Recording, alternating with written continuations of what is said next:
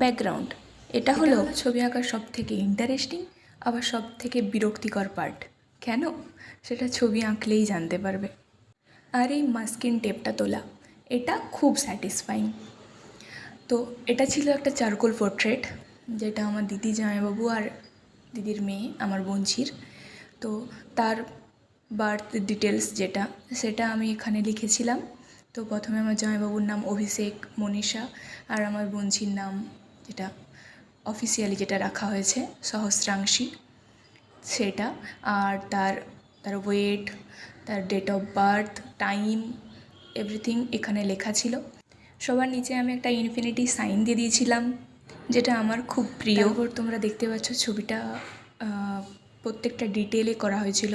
যেমন আমার বোনঝির এই ব্ল্যাঙ্কেটে যেখানটায় ধরে রেখেছে, তো ব্ল্যাঙ্কেটটা তোমরা দেখতে পাবে যে কীভাবে আমি ডিটেলিংটা করেছি।